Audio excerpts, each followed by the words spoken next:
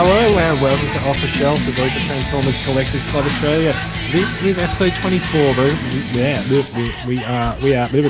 That's all, folks. We are recording live on August 7th, 2015. Brad's just changed that in the run sheet while I'm reading it, which is ironic because I did just say that I'm trying to make sure I don't run into a Ron Burgundy moment as I read the intro. So, hello everyone. I'm Jason. This is 3 weeks running for me. It's some kind of a record, and frankly, I think I should be rewarded. Brad, how are you doing? Oh, I'm doing excellent. Yeah. Okay, excellent. I hope, Bill, you're excellent as well. Hello, possums! Welcome back. I think I've thrown Bill off his intro. I have. You have. I don't even know anymore. I did. So it does actually appear that instead of Bill, we may have accidentally called Dame Edna Everidge. Oh. Oh Hello, dear. possums. That was very good, very good. Let's go. So, gentlemen, how are we doing? It's nice to have the team back together. It's been a while. Hell yeah, dog. Represent East Side. I don't know. That's about as ghetto as I can get. Yeah, Bill's I- been my- too busy. I know. I've You been know- very busy with work. What's new? lots of Transformers. I know. As far as ghetto goes, like Blaster is about as ghetto as I get. You need Raoul. I don't need Raoul. I don't need no one needs Raoul. No, they really don't. I don't even know what episode Raoul was from. Autobop. Autobop, one of them. Yeah, Autobop. Make He's tracks. in one of them. Which one came He's first? in both. Autobop came first. Yeah, Autobop was Autobop first. came first. Yeah. Isn't he like, si, senor, I need a car. Or I'll something fix you like up and that. make you really I shiny. fix you up and sell you to the drug lord. Yeah.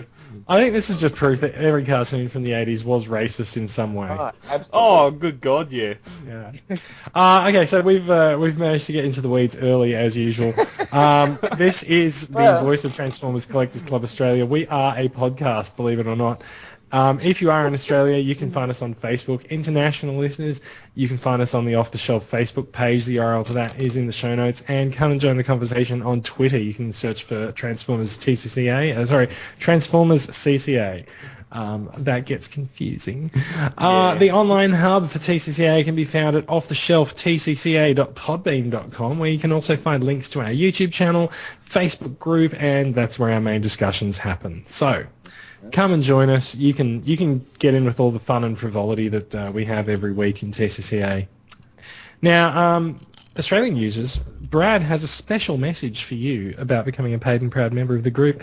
Take it away, Brad. Well, thank you, Jason. Yes, Australian listeners, you can become a paid and proud member of the club for just $5. You can send me a private message, Brad Ostrom Prime on Facebook. I also moderate the little used Twitter account, so you can send me a message there if you are a Twitter user. When you say moderate, you mean post, right? Yeah. Yeah. Yep, send me a message there. You can get onto me online either way. To get your membership underway, currently member fees, we've just purchased the Brisbane table for Supernova in end of November. We are looking at Adelaide. Super November. What? Super November. Super November, that's the one. Yeah. Oh, Damn. I see what you did There you there. Yep. Yeah, good. you're welcome. Uh-huh. Yep, we're currently looking at Adelaide as well, and Melbourne for next year has also gone up as well, so Cool. we're doing that. Plus we have the birthday celebration in September, so join up, be paid, be proud, and Loud and proud, baby. Loud and proud. that's the one. And this week our paid and proud member count is still at 130. But our social member count has risen to 1268. Oh. So About 13 we're knocking on 1300. 2 weeks, I reckon. All right. 2 weeks. And there is currently a donation drive going on underway, and there's lots of giveaways, isn't there? Yes, that's exactly right. We are just about to hit the halfway point for the August donation drive. There's still tickets available for those that want to enter. They're $5 a ticket. Open to all At this stage, MP13 isn't on the table because we haven't hit our 300 tickets mark. But Apollyon, MP10, Combiner Wars Devastator, and Combiner Wars Defensor Complete are still up for grabs. And how much? And that $5 a ticket, or $5 a donation. $5 for a chance to win Apollyon. So also that complete Combiner Wars Defensor is kind of important because we don't have Hotspot on sale here yet, do we? No. That's correct. So that in itself is a win. It is available here within the day after, like 23rd to 24th. It will post. You should have it by the end of that week, which will still be August. So chances are you'll be, unless you've ordered it internationally, which granted some have, you'll be the first person to get it in Australia. Fantastic. Yep. So now we're on episode 24, which means we are coming up to a little milestone next week in episode 25. Now we are doing a survey so we can find out from listeners what you want to hear, what you want to see in the case if you watch us on the YouTube videos, and just tell us what you want to see in the podcast, whether you want it to be a long form or a short form, or if you want us to talk about more G2 stuff, like maybe a certain someone might want to talk about later in the show in the feedback questions. But tell us what you want us to talk about, and the link to the survey will be in the show notes, and it'll be plastered all over the group anyway. So if you would be so kind, those of you who are listening to this right now, please go and fill out the survey. Yep. And also there is going to be a giveaway for next week. Then you should definitely fill out the survay. Yeah. And also, by the way, if you are filling out the survey, the code word is penguins.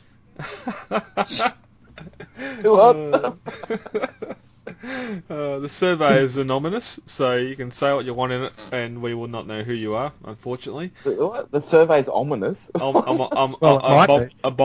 It's abominous. The survey's abominous. Survey is made of 5 separate surveys. Yeah. Next week on next week's show, we will announce what, how, and when you can enter the giveaway to celebrate episode 25. So. Yeah. Listen out next week for that. 25 episodes. All right. 25 episodes. And last week, Jason, you said it's been 8 months. It hasn't been 6. Well, we were talking about it in January, so I say 8. No, it was mid-Feb when we started. So. Yeah, we were talking about it in January. Potatoes, tomatoes, beer and Skittles. Yeah. Yeah. Also, show notes for each episode are always found on the page and on the Facebook group. The day I upload the new episodes, of course, because of Twitter's 100 and whatever character count, you're not going to find the show notes over there. But which I'll just point out, the reason I don't say that every week is because if you're already listening to the episode, you've got access to the show notes. True. Yeah. Yeah. Okay, let's move on and talk about some favourite posts of the week. Mm-hmm. Which I hope someone's got. Oh. I actually did have one, and I can't remember what it is. I like Ash's Legends collection, man. That thing. Ash's Legends collection has just been growing. It's just been growing. It's like every day you look at it, like, wow, they're multiplying. I think they do when he goes to sleep. What does that mean his bots are doing when he goes to sleep? Dude, we're a PG-rated, podcast. I can't tell you what. Are they rabbits? Yeah, they're rabbits. Well, yeah. They're twisting and contorting, and when Ash wakes up, there's more Legends figures. Tiny, tiny Legends. But no, seriously, to see that collection grow from what it was to what it is now, insane. It is. I've actually seen a few people selling Legends figures online that Ash hasn't taken a nibble at, and so I'm kind of like, tag him. I wonder what. Yeah, I kind of feel like I will. Yeah, I think we should just tag him anyway, just in every post. Is this the post that he's gone for sale? No, he's updating it, and he's taken his sale thing, and he's updating his shelf Yeah, there. he's saying that he wants to buy. Oh, not- I'm looking Yeah. to buy many more of these. Yep, I got it. Yeah. Yeah, no, I don't really have that many, favorite posts this week. I like one. Some Oh, bloke actually, called James or something got a Devastator. this is going to be saved until later. But that's okay. Let's talk about that. Okay. Yeah. Yeah. I got an SDCC Devastator. Bitch. I hear that. I hear that is actually his full name. His full name is Combiner Wars Devastator Bitch. Yeah. So I got an SDCC Devastator. I did a little bit of an unboxing last night on the group. Posted a whole bunch of images. Now, I got to say, from the images that I posted, to be honest, I took it out and I set it up and I posed it for a couple of shots, and then I went to bed. And I came out this morning and I looked at it and I was like, actually, if you look behind him, there's actually a hell of a lot more chrome on the individual bots than actually shows up in the combined mode. So, like, if you look at the back of his legs, they're very shiny purple. Showing the back of him. The backside, Devastator's backside is shiny. Mm. And it's kind of funny because the way Devastator, the way it was shipped from Hasbro, as soon as I released it from the plastic, the hands fell off immediately. No. And as we've since found out from the images that were posted, and Alex Ching pointed out that the right leg, I was pretty harsh on the right leg last night, and Alex was like, "Well, you haven't locked it in properly." True. That's the scrapper leg. Yes. Yeah. And that was how it shipped, not locked in. So I had no idea that I was supposed to do that. So yeah. No flakes of chrome in the bottom of the box. No, that never happens to me. Like, Jeff, I didn't do it. But then, like, I'm not taking a razor to things and like slicing off guns. Or just shaking the shit out of the box to see what happens. Yeah, no, it's. You know what? I got to say, for his size, he's fairly light. He is. Oh, yeah, absolutely. Yeah. You can, it's like hollow, but still. Yeah. Maybe if there's that much chrome, if there's that much more chrome on the individual bots, they might, especially if your upgrade kit coming along, maybe they should be suited for individual bot modes, and just get a second Hasbro Devi. What is this? What is this individual bot modes of which you speak? I have reason to believe that there's going to be some Devastators in the group. Actually, they're probably going to be up by the time this goes up. That are going to be well underneath the Big W price. Well, so the Big W price has had a 20% markdown lately because they've got a toy sale on. So that makes really it's like makes him $160. Yeah, well, the seller approached me today that wants to sell some on the group. His price is $150. So. Whoa, Really? that's fantastic. So we thought this might happen because this happened with Metroplex as well. Yeah. Metroplex came out. How much was he when he first came out? It was $150. Yeah, $150. Yep. And you can pick them up for like $60 or $70 now. Yeah, Toys R Us went up. I haven't seen it at the start of the year at the Toys R Us in Majura Park, Canberra for $199. Yeah, fuck, they still got that. Yeah. I don't know. I never seen it sell. I'm guessing it went back outdoors, out the back, because I don't know who would pay $200 for that, especially when Target were had it on clearance for $99 or $90. Yeah, less even, Brad. That's what I got mine for. So, plus, I think Costco over here followed the American suit and had it for like $60. So, it just goes to show if you're not going to pay the premium to have it first, just wait. Exactly. That's what we've been saying all along, man. Like, Big W was first at Big W. It was never exclusive to, but, Transformers fans and plastic, so... Yeah, exactly. They're getting their second order back in October. There's even still people finding figures now, so I don't know what's happening there, but as we said, by Christmas, this thing's going to be all over the joint, and it's probably going to be a lot less, and we'll cry because we had to get it first. I kind of want to bash it around, but hey, at the cheapy price. So I'm actually I'm happy that I've paid more and gotten an exclusive because it won't be bashing around at Christmas. Yeah, yours is sexy, man. Yeah. So interesting thing. In the same shipment, I also got the the Combiner Hunters set. This is for acquisitions, isn't it? Yeah, it is. But since we're talking about it now, I reckon the Combiner Hunters are coming to Australian retail. Oh, there'll be a Toys R Us exclusive. So we haven't heard this yet, but like on the box that I got shipped for Combiner Hunters, there's an Australian distribution address on it, and I know we talked about this a couple of weeks ago in relation to another bot that I'd gotten, but this is the only address on it. It's not that they've printed the same sleeve with all of these different addresses on it. There's only an Australian distribution address on my Combiner Hunter set, so I reckon it's coming. You don't. Maybe it was it was going to be an Asia exclusive, and they decided, nah, we'll just send them all to BotCon. Send them all to Australia. No, like it literally says distributed by Hasbro Australia. So yeah, like it's obviously been supplied by Hasbro. Anyway, so like we were talking about favourite posts, weren't we? Yes.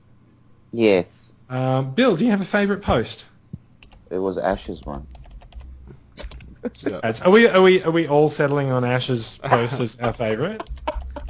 Because like it is kind of lazy, but I'm just going to point out that I am like madly scrolling down the group trying to find the other post that I was looking for. No, I actually woo! I'm gonna pull one up right now. Go on. I came prepared, folks. Tynan Reid. Yeah. I apologise because your name is not looking familiar. His name's very familiar. I sold him something. Oh, okay. Oh, yeah, I'm just not. I'm not. Anyway, he posted August 2nd. Where are we? 8th. Okay, so it's maybe not this week, or maybe in last weekend. Is this the picture of him at Christmas at 6 years old? Yeah. 1993. That was me. Oh, yeah. That was me minus the Dino Riders, and it wasn't the Black Prime. It was the other Prime for me, but the juvenile Jurassic Park T-Rex. But just a snapshot like this from so long ago just has 1,000 words. Ugg boots on. It's it just brings back memories, even though I don't have any photos from back that I know of from then. You probably do. I'll have to raid the old lady's bloody photo bin. She's got a heap of them, but $5 says you had a mullet then too. oh, you should have seen it. It was blonde. It shone more than bloody Sunstorm's Juco. Oh dear. Was your hair that's the golden yellow piece of the gods? Oh, it was. You would not this- find anything more blonde than what it was. Is this how you got the mullet of leadership? That was a very You early. got the brush. You got the curler! Yeah! Oh, fuck, that moved the phlegm. Oh, Oh dear. Oh man. Okay, look, I think we should move on yeah, from but favourite that's my that's my one anyway. That's just that brought nostalgia. Yeah, I quite enjoyed that. I couldn't actually remember what year was what for like Christmas toys, but guys, it's time to talk some news. We have a couple of Hasbro things. What is going on in the background there? I don't know. So, a couple of news items for Hasbro this week. Not very much. TFW 2005 reports that Hasbro highlighted their upcoming entertainment lineup, as you do. Apparently, they sent around a document, so it sounds very important, highlighting their near-future entertainment plans, including Season 4 of Rescue Bots. Does anyone watch Rescue Bots? What? Nah. What's a rescue bot? My cousin, not my cousin. My nephew loves it.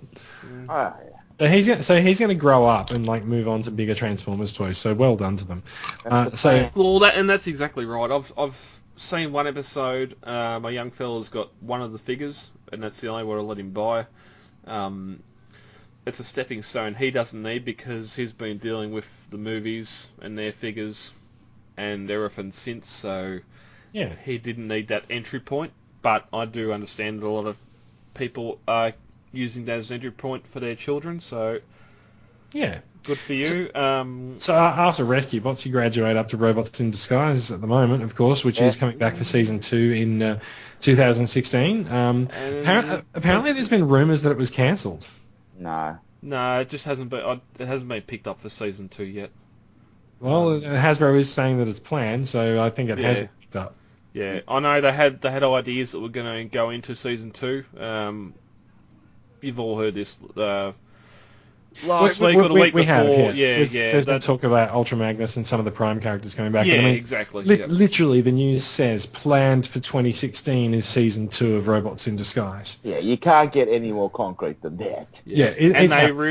And they need to, because the next movie's not until July 2017, so they need that filler. Mm-hmm. This Combiner Wars cartoon won't be that filler. They need to keep this going. We haven't talked about Combiner Wars cartoon yet, but since you say it, there is, of course, the Combiner Wars, the upcoming Machinima series, which we did talk about a couple of weeks ago. So apparently there's still no idea about what the series actually is looking like. TFW actually says that Hasbro's document actually says that they've just used the box art from... it's all the same episode. They just repaint the characters. Yeah, this is looking less and less appealing. Yeah. I don't think this makes it more or less appealing. It's just that it's very early. They haven't actually told us anything about it. They have nothing to work off. No, I think they've got. I heard someone saying they also do a Dragon Ball Z series or something like that. Machinima. Yeah. Machinima. Yeah. Yeah. That's fine. They use stuff off from the video games. Whereas there's no... But that's what Machinima is. We talked about this. Yeah, yeah. Whereas there's nothing like that for Hasbro, for Transformers yet. Like, they're not going to go... It will be once Transformers Devastation comes out. Oh, God. That's why we haven't actually... No, if that ties into it, I'm out. I'm so far out. Devastation has no place in live action. I don't. That's not really the point, anyway. Yeah. So anyway, look, we don't really know what the series for Combiner Wars looks like. We don't really know exactly what the source material is going to be for it either. But it's still an upcoming series. You're right. I don't think it's coming out next year. I reckon if it comes out next year, it's going to be the end of next year. So it's going to take some time. It'll be 3 or 4 months before the movie. When Combiner Wars is dead. So it'll be late for the party. But I reckon it is going to be late to the party because, I mean, we know that they're going to be moving on to Titan Wars next year. So this series is probably going to arrive in the middle of Titan Wars. It's kind of weird. Yeah. Yep. Oh, we'll just have to wait and see how it pans out. Rest assured, you'll be the third or fourth to hear about it. Not the second? Damn it. Okay. Other Hasbro news this week. We did talk about this last week because I think it actually broke while we were recording the podcast last week. The Hasbro version of the Hasbro Masterpiece Starscream, which is their Masterpiece MP07, except it's the Takara MP11 mold done as Starscream, packaged up as MP07 with Japanese writing on it, sold by Hasbro. No, that'll have... Oh, you mean the big text, the big font? Yeah. There's like a little bit of Japanese text on it. So, we've got the official press images this week, and surprisingly, it looks like Starscream. It does. It's hot. Apparently, there is a mold change. He has some better clips in his waist, so he holds together. I wouldn't know. Oh, okay. Yeah, apparently that's the box in plain mode. Yeah, Bill would know. But those that have dealt sell me a box of potatoes, I wouldn't know the difference. Yeah, those with the MP11, even the MP3 mold, it when you extend and contract the waist and torso to lock into the hips, it's a very loose joint. My MP11's classic example of that. It's if you picked it up by the shoulders, it'd separate at the hips. But apparently this has got a much better clip system there, so... That's cool. I have noticed that even on the MP3 mold seekers, like it's kind of it's a bit hit and miss on the on clipping that in. Yeah, but again, for $100, I'm nearly considering just getting one for jet mode. Just Yeah, get one for the week and one for Sunday best. yeah, exactly. Just to have a second. The paint and everything's the same. Doctor Wu or Repro Labels will have a sticker kit out for it. You can put the some more sticker and decals on it. Just yeah, it's just for that price. If you haven't got a Masterpiece Starscream or even an MP11 mold, you can't say no to this for $100. I actually don't have an MP11 mold, so this is going to be my first. Yeah, do it. Get it. Or Get it. Have done it. Also, I would just like to point out that this the official images of Masterpiece Starscream do continue the Hasbro translation of mistransforming their figures when they put the press images out. Oh, thank goodness for that. I was worried that actually, hire someone capable of following instructions. Also, although it doesn't actually, how all of the press images for things like Combiner Wars, like the figures look like they've got glossy paint on them. And stuff. Yeah. This looks pretty true to life. I mean, how shiny can you make flat grey? Yeah, well. Yeah. Well, just ask Combiner Wars leader Starscream and you'll probably see. Oh, yeah. Yeah, that's a lot worse. I haven't got that yet. Has that come in? No, it's still on pre-order. God, it looks shit. Yeah, that great plastic. So it's quite a shame. Like I've got the leader Thundercracker, and I reckon that looks so much better than the leader Starscream, mainly because like leader Starscream is just unpainted plastic everywhere. Yeah, or that's what it looks like anyway because of the color scheme. Yeah, and the vents and the red on the wings and stuff. Yeah. Yeah, but so I'm going to get leader Skywarp as well because I reckon like Thundercracker it's going to look fantastic. Oh, absolutely, sexy black thing. Yeah. Oh, let's Jet. Yes. Apparently you'll never go back. All right, let's move on and talk about some Takara news, shall we? Mm-hmm. So, someone uploaded a bunch of photos. They're not official photos, but it's worth it having a look at. There'll be link is in the show notes to a Masterpiece MP21G, which is the G2 Bumblebee photo shoot that someone posted up on TFW 2005. It looks fantastic. I think I said last week that every time I see this figure, I want to buy it more and more. Yeah, you did. And I did, and I actually did just buy the one that someone advertised on the group. I actually literally sent the guy a message while we're recording the podcast. I'm like, yeah, I'm going to buy that. Thanks. I'm going to buy that. Yeah. So I've got myself an MP21G at some point this weekend. It's coming, so that'll be in my next acquisitions next week. But yeah, no, this looks pretty damn good. Yeah, rest assured, before you fill out the survey, this will be the last time you hear about it until we get it in our hands. I'll have it in my hands next week. We've done this for the last two weeks, and it was brought up earlier on, so it was just a filler for Takara, but it's a good looking bee. He is. He like really is good looking. Caramel. I want to lick it. I want that flight stand. I just want to lick it. It looks like honeycomb. Yeah. It does. Well, I want to eat the thing. It's just really good. Yeah. So I have to make a confession. I haven't actually unpacked my Masterpiece G1B. I can look over on the shelves and I can see the box there. I haven't opened it yet. I'm going to do that after the podcast. Yeah.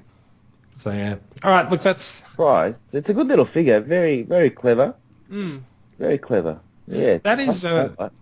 Well, so that's actually it for the news in the run sheet about Takara this week. But we did actually have Masterpiece Thundercracker, the was it MP11T? Yes. It get released this week. In theory, I managed to order one from Takara Tomy Mall. I say in theory because to actually get this to happen, I had to go to a Japanese freight forwarder. And they give, you know how this works, like if you want to order something from the US, you go to Com Gateway, right? Mm. And so Com Gateway, they give you... Gateway? Com Gateway. Oh. Yeah, I thought that's different. Continue. So Com Gateway, they give you a post office box, or like an address in Portland that's got like your name as a reference and stuff. And so the same thing happens in Japan, except... You know, you think this is going to be nice and easy. I'll just go to the site and I'll fill in my address. Oh no, they need your name in Japanese characters. but never Google- fear. Google Translate. Yes, yeah, no. So yes and no. Fortunately, I work at a place where we have several people who speak multiple languages in our office. So one of my friends knows enough Japanese to order online from Japanese websites. So she came over to my desk and she installed the Japanese keyboard on my on my computer, and she literally typed my name and it turned into Japanese characters, and she put it into the form. And then she was like, okay, you need to copy this into this box, this into this box, and this into this. Then we're like, oh, okay, so submit that. Oh, what's the error message? Oh, we need to change, like, it was like the street number was wrong or something. So eventually we got that right. And, and shockingly enough, Takara Tomy took my Australian credit card and charged it just fine. That's odd, because I thought doesn't matter what the language is, a name is always in English. No, that's not the case with Asian characters. No. Yeah. Joheski does that. Ooh, I have no idea what you just said. Someone will. I speak two languages, English and bad English. Oh, just, if I may add to that real quickly, I'm just having a bit of a peek on. You can edit this part out if you like. Yeah. I was just reading Ozformers, and apparently eHobby Base Shop are going to be carrying too. Oh, interesting. Yeah, so we did. So the big deal with MP11T is that it's been limited to 2,000 pieces. Now, that sold out in 3 hours and 55 minutes on Monday, but we are told, and this makes sense to me. That was 2,000 pieces for Takara Tomy Mall. Everyone else is getting more stock to sell. Exactly, so we've seen Premium Collect and TFI have both put MP11T up for pre-order. He doesn't come out till November, so it's a bit of a wait on him, but that's okay. He has gone up for pre-order from other Australian distributors. And I think, what did he end up at, about $185 or so? I couldn't tell you, mate. There was something about that. Something like that, 190. Yeah. Did we find out if he has a flight stand and accessories? No. We didn't find that because he doesn't actually exist yet. He's only on pre-order. Oh, yeah, but, somebody did translate the accessories, and give me 2 secs. Talk amongst yourselves, kids. We'll find it. I think it's no flight stand. Okay, so all you're getting is a robot, naturally, a holographic pilot, a card, and instruction booklet. So Skywarp all over again. That's it. So there's no display stand, there's no crown, no cape, no nothing, just a jet pilot. So here's what I'm hearing, right? For so Thundercracker comes out in November. So maybe late October, we should go online and just buy up big on all of the third-party display stands. Why not? Why not? And then post photos of us holding 8 stands on eBay. Yes. Okay, let's move on. So that's the Takara Tomy news. We will hear more about Thundercracker in the next few weeks. Let's talk about some third-party news, because this is fast becoming the longest section of the show. And this brought up some interesting comments on the group. So we are talking about, first up for third-party news tonight, we are talking about Mechaform Sky Guardian. Mechaform is a new third-party company. Their Sky Guardian is their first toy, and it's very reminiscent of G1 Jetfire. So it's kind of funny because people have said this to me twice, and I've said Jetfire, and both times they've corrected me as Skyfire, but sure, whatever. Nah. Well, this is Skyfire. Technically, you are right, Jason. Thank you. Because Jetfire, for obvious licensing reasons, couldn't be advertised in the media, so they created Skyfire. Wasn't he called Skyfire in the cartoon, no? Yeah, he was, Yes. but he's actually based off of Jetfire, whom they couldn't advertise. No, he's Skyfire. Oh, drive down. Anyway. Until 2009 in Revenge of the Fallen, he is Skyfire. Okay. So anyway, getting back to the third-party figure. So according to Big Bad Toy Store, it's going to stand about 25 centimeters tall, which makes it 10 inches, which makes it pretty much masterpiece scale, doesn't it? Well, no. Is it more Voyager scale, you reckon? No, because there's a photo there with a Prime. Unless they're doing their own Prime, that's got to be MP10. Oh yeah, it has to be. Which is sitting shoulder to shoulder with. Yeah, that's about right. Is MP10 25 centimeters tall? Give or take. Yeah, it's not very tall. Okay. So already scale he's way out. Oh, that's right. I forgot about Brad's thing with scale. And so scale. So Deca Toys have that one. Kronos has that over him, but so here's the thing that I find with this is that I find the design of this figure it's very blocky, and I think it's a bit too simplistic compared to what we've come to expect at this scale. There's a figure of him with there are a couple of figures with some other third-party figures. The interesting thing though is that it looks like it's got quite a lot of articulation in it, considering what we think is kind of a limitation there.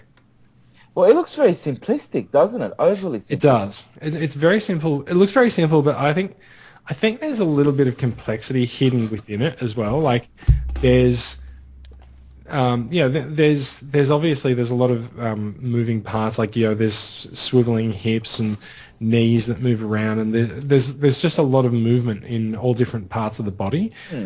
But yeah, I just think it just looks the exposed knee ratchets definitely stand out. Yeah, and so the top of the arms as well, just being a straight up ball joint. Yeah. Yeah, I don't know. The other thing that's become quite controversial is the face. The face. Old man Jetfire. Yeah, he does appear to be crying. Yeah, he's crying. Yeah. It is. So I really hope that Mechaform is just putting out. They've said that they're just putting out their prototype images, and so obviously now they start watching what people say about their figure, and so maybe they'll come back and say, look, we've fixed the head sculpt. Who knows? But as much as I kind of feel the head sculpt is pretty disappointing, it seems like simple, and it's got the same sort of just very straight basic lines that the figure has. Yeah, that's what I mean, you look at it. You look at where the hips are. Can you see that one? Yeah. I mean, just looking at it, it just looks like an early design stage of what could be. Yeah, but also look at the colour on the lighting on it. This figure is in a real photo booth. It's not a CAD. It's not a render. Yeah, it's not a render like we've seen from Combiner Wars. This figure is real. This is a real prototype. Yes, they could probably go back to moulding to change some things here and there, but I don't see this changing much. No. With this real figure being produced. Yeah, they've already gone this far down the path, haven't they? Yeah. It's not like Chugga Chugga or some of the other ones, or that Chugga Chugga, where we've seen the CAD images like a few weeks before they've actually pumped out a prototype, and like a uncoloured prototype. This thing's coloured. Anyone would think this is up for pre-order. Well, so it is. Pre-order now. I mean, it is in fact $170 US. No, it's Kronos. It's Kronos. I understand, like the G1 design itself was simple, but then you look at some of the Masterpiece toys, and there's still that. You look at it and you go, there's that wow factor. Like, although like the Blue Streak, for instance, the transformation is simple, it's refined. This to me just looks. No wonder I'd pay $170 for that. You'd have to look at a review and see how it actually transforms. Not even. I just don't like looking at the thing. It's just. So I just also want to point out this is not the first time we've heard of this figure, right? Jetfire. No, this figure coming from Mechaform. Like, they are new. They haven't released a figure before. But if you Google Mechaform Sky Guardian, you find an article from TFW posted on March 10th, 2014. Wow. Showing a red prototype image of the figure, which is probably 3D printed, I guess. So they've been trying on this for a little while then. Yeah, they've been working on this for a while. And interestingly, if you look at their prototype images, not much has changed since then. For some reason, the prototype is pictured in snow. But yeah, it's actually really weird. It's like they've printed him and taken him to Russia. I seem to remember, snow image. I seem to remember that. Yeah, so this has been around for a while, but yeah, we'll see. Look, it's I still prefer Kronos. Even it's had some bad problems, but just the aesthetic of the figure, the look and the paint quality, or the quality of the paint, mold detail, whatever else, it looked like a really good G1 Jetfire or Skyfire. Fans Toys, where are you? You've been hinting at a Jetfire for so long. Yet we're getting Insecticons and Perceptor and Spotter. Jeez, you don't ask for much. Well, they're all coming after when Jetfire was supposed to be announced, because he was supposed to be 09. We're getting 12, 13, 14. So I don't know what the hold up is there. Whether maybe they've seen Mechaform's Sky Guardian and it's gone, oh shit, we need to make that much better. Back away, not today, disco lady. All right, so look, Mechaform's Sky Guardian. It does seem like he's rapidly approaching release, so I think we'll see this in the next few months. Yeah, I think the biggest issue people had was the face. I'm not too overly concerned, because you look at any G1 character's face and it looks shit like that, so I'd expect that for a Masterpiece figure. There's no point making it more screen accurate when it was shit to start with, so yeah. All right, let's move on. Yeah. We've seen prototype images, and since we were talking about prototypes, there's a lot of prototype images in third-party news. Sorry, guys. We've seen prototype images of a War Within Megatron coming from Spark Toys, which is actually going to be their second project. What was their first? I have no idea. I have no idea either, which is kind of a shame. They have some frankly hot line art for the character, and it's looking pretty good. They've only got a prototype shot of the vehicle mode, but that's already pretty. It looks pretty big and pretty detailed. It looks like a really bulky figure. It does look like he's going to be fairly bulky in. Although the transformation, or even bot to robot, sort of seems. Maybe just slightly more detailed than the Revenge of the Fallen Megatron later. Just the way the legs fold back, obviously, with the tracks on the ground, the front head folds in. Yeah, it doesn't... The way the robot is, compared to what the alt mode is, it doesn't look like a overly complex transformation, but... No, it doesn't. It doesn't look complicated at all. No, although, we don't know how big. Interestingly enough, that picture that you're looking at, it's the line art that looks like a comic book shot. Down the bottom of it, it does say concept idea, not the final design. Yeah. We don't know if this is Leader, Voyager. It could be Deluxe. Yeah, we don't know anything. Yeah, early days. We know nothing. Yeah. Frankly, yeah. All right, let's move on to something that's kind of cool and kind of hot at the same time. I don't know what I'm talking about. You're eating a sausage. Thank you, Bill. That's great. So Mastermade SDT-02 Diabolus Rex. It is a third-party. It's a third-party super deformed Trypticon. It looks hot. So Mastermade also made a super deformed Metroplex figure, Titan, which I think actually just came out officially a few weeks ago. Yeah, so Hayden was on the podcast a couple of weeks ago, and he'd picked it up. Yeah, I reckon it looks hot.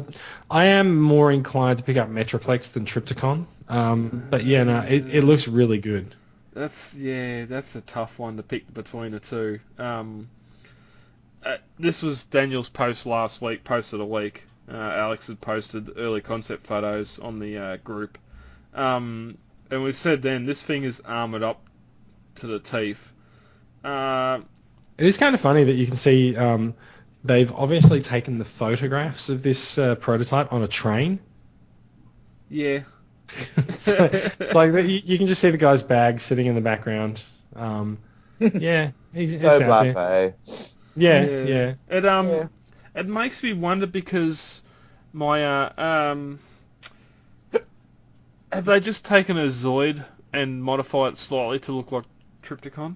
No, they've done more work than that. You reckon? Yeah. I reckon there's a model that's out there somewhere where you flip a switch on its tail and it starts to walk. that would be brilliant. Yeah, and how this doesn't have a walking. Where's the base mode? Well, let's talk about that for a minute though, because the official Hasbro release of Trypticon, one of its gimmicks is that it will walk, right? Yeah. So have we actually seen any third parties with anything motorized in them yet? No. I'm guessing the Stony Silence says no. So like, I kind of feel like the third party guys, they're mastering and they're catching up with what Hasbro and Takara are doing in terms of their molds really fast. But I feel like that's where they've focused their energy, and they're not going for electronics or anything like that. Which makes sense, because if they are making these things to be sold to collectors don't care about those gimmicks. No. And they want a figure that looks good. I'm looking at the base mode for this thing, and it looks, apart from all the extra kibble, it looks right on par with G1 Trypticon. So I don't understand why they couldn't have had the walking mechanism in the central. Well, because they don't really want to go to the hassle of putting a motor in this and figuring out. They're already going to charge you $200 for it, so you may as well make it electronic. Well, they could charge you $400. Oh yeah, well, but I do say that mini Megatron. Yeah, that mini Megatron's pretty cool, isn't it? That's almost the clincher for it. Yeah, I kind of agree. It's like a little angry little dude that is actually pretty cool. Oh, I could just see him running around in a Toy Story movie, shooting people's legs and it being like a cat gun, going pew pew. Yeah, no, he does look really cool. So look, we don't have a price or release date for Diabolus Rex, but rest assured that there will be one coming. I would assume it's going to be about the same price as as Titan, hopefully. Yeah, I'm thinking a little bit more maybe, but I'm definitely they've sparked my interest. They've got my attention. All right. Unfortunately. So, let's move on. So, yet another weirdly named third-party company. God. Fans want it. Fans want many things. They have announced their newest add-on kits for Evasion Mode Optimus Prime, which actually seems to have been probably one of the most popular toys from Age of Extinction. I wouldn't say popular. I'd say most hoard out. What do you mean by most hoard out, though? I mean, like... There's about 10 versions of it. Are there? I know there's 4. There'd be 4. That's really. Like 10. That's like 10. There's 10. Hasbro, Takara. Hold on. Where is it? I got a photo of it on my laptop. I'll shoot it through. Exclusive. Okay, anyway, look, regardless of how many versions of Evasion Mode Optimus Prime there are, fans want it, have released 3 upgrade kits for it with in typical numbering fashion. They've got FWI 5, which is the Advanced Weapons Collection. There's a Jetwing Upgrade Kit Mark II, and an Annular Armory, which is the weapons ring that you can see behind him in some of the pictures. Now, these are pretty good, but I just kind of feel like they might be a little bit wasted on the Evasion Mode Prime. That's my point exactly. This seems like something they created for Dark of the Moon. Yet they didn't release they might have released a Voyager Optimus. This is Dark of the Moon. What's it doing here now with Age of Extinction Prime? It's like they're so late to the party. Maybe that's actually the point. They they've realised they're a bit late to the party on it. Also, I just want to point out Bill, you were saying there's multiple versions of the Evasion Mode Prime. Okay. The one that is pictured in here is not the one that I have. Okay, there's 11 there. All right, I concede. So yeah, and of course you can put all of the kits together. There is a handy color-coded chart on the TFW page that shows you what's what and what belongs to what kit. So if you actually just buy the armory, you don't get any weapons. You have to buy the weapons to sit on the armory as well. Oh wow! He's got a Gatling gun. Yeah, that's pretty cool.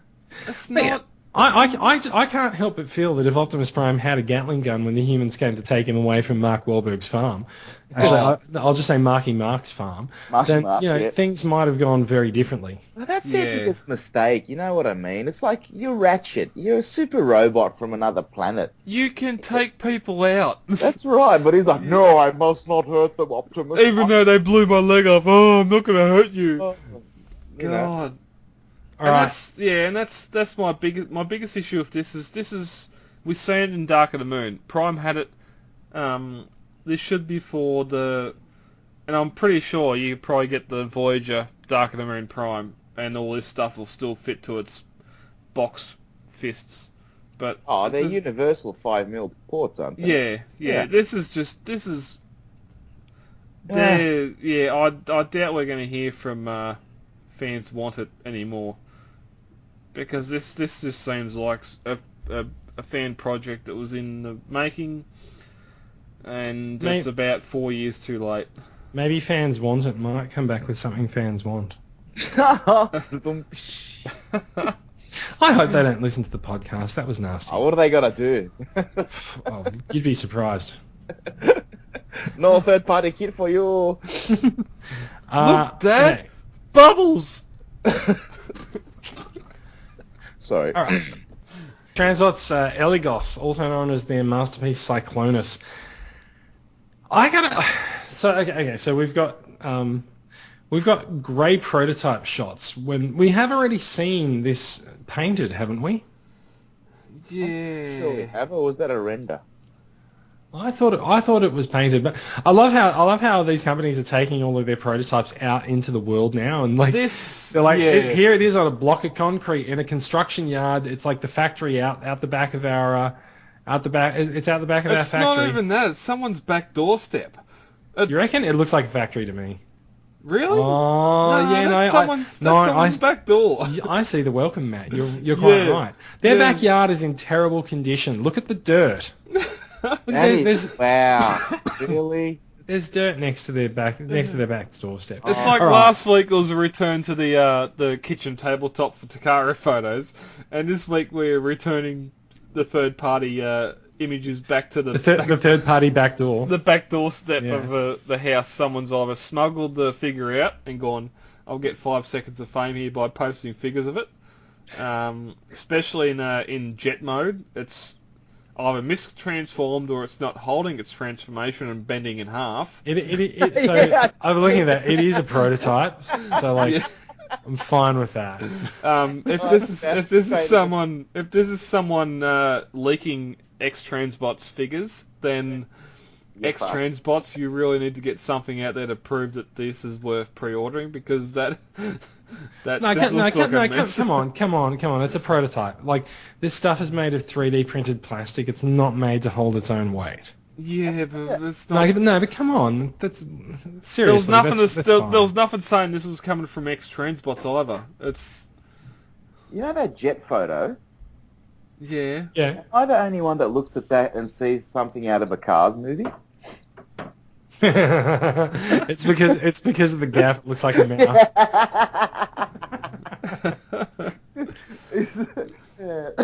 Sorry. So yeah, look, they're all prototype images. Someone appears to have stuck a War for Cybertron Starscream in the middle of the lineup as well. That's kind of weird. I guess it's there for scale. Looking at this, do you know what this lineup actually says to me? What's that? This lineup actually says to me that their Scourge looks hot.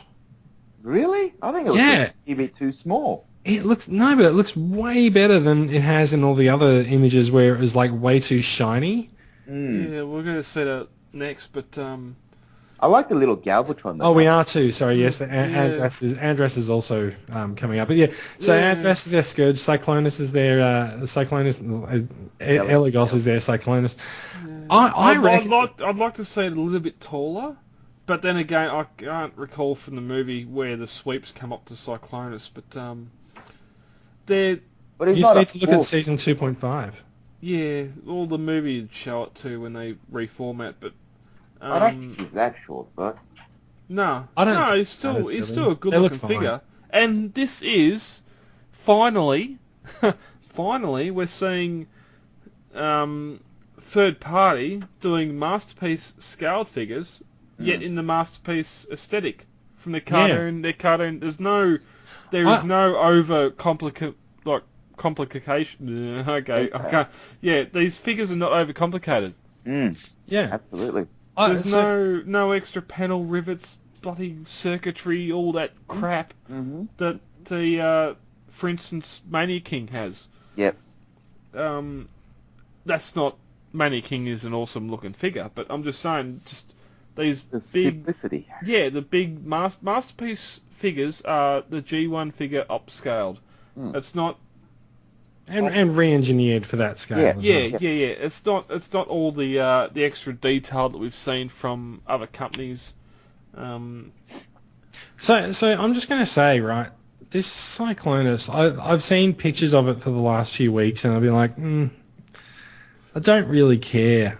But seeing this prototype shot, like, this actually looks pretty good. I want one. As a comic fan, the head, or should I say the rabbit ears? It doesn't bother me. For one, he's got both rabbit ears back in the comic anyway, but also, like, this is a Masterpiece figure. It's not a comic series. But the size, I'm talking size. Like, I can't recall the G1. Would the G1 that tall, or were they back level with his crown? Like with I actually have a sneaking suspicion, because this is actually much bigger than their Scourge. There's a shot where, like, the prototype is like a head taller than Apollyon.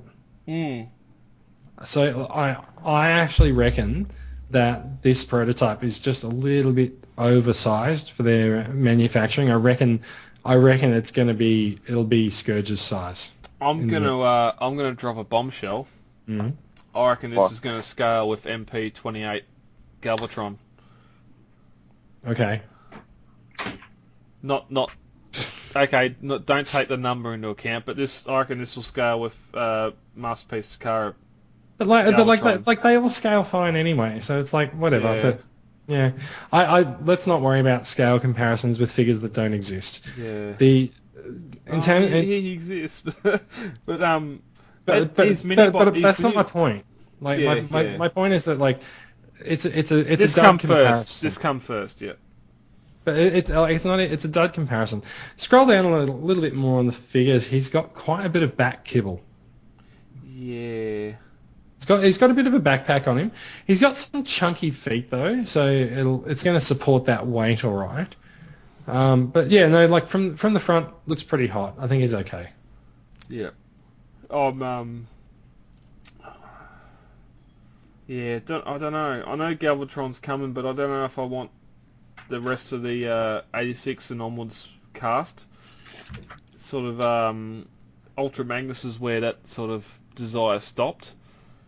Yeah, fair enough. Well, yeah, they haven't made Galvatron yet either, so that's okay. Yeah, but even if it was announced tomorrow, I don't think I'd go for it, because I'm just sort of interested in season 1 and 2. Yeah, fair enough. I'd much prefer a hook grapple, Inferno. I totally don't want those. Yeah, or Mirage or something. Even though we got Sphinx and those third-party ones, but that's a different podcast. So it's also a different figure, because we're talking about X-Transbots. Yeah, well, those are Apollyon purchases. If you love the figure, then here you got some more of it. Although these two will not have anywhere near the complex transformation that Apollyon had. He had as we've said, to have a Megatron transform from a robot into a gun, you have to take some serious engineering into it. Scourge alone, like those massive back. Oh, we can probably go into it now with X-Transbot Scourge. Just the massive rear wing shield things, shell former. Yeah, that's true. I just want to point out before we do move on to Scourge, there's not that much more to say. We've talked about him before. It does appear that Cyclonus comes with a little Galvatron inside him. How cute does it look? That looks awesome. And that's he's actually articulated enough to sit down. There's your MP28. Yeah, right there. You called it, Brad. Yeah. Exactly. That does look pretty awesome. Yeah. I remember. Yeah, I definitely remember from certain a couple of the season 3 cartoons where you see inside the window, and here is Galvatron piled on him. So, if you could see through the windows of Scourge and see that little Galvatron in there, I think that's a pretty good display piece. Also, it really completely screws up the whole idea of scale. Oh, more so than anything has come before, but that is great.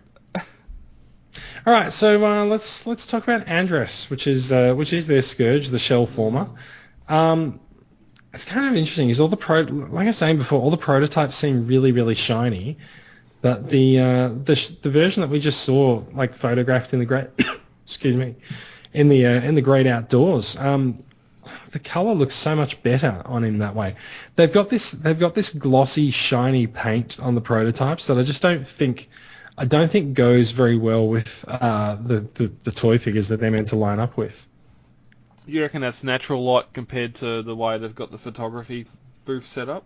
No, I reckon it's that the version that they showed, the version that they showed up against Cyclonus, it is a different figure. It's made out of a different material.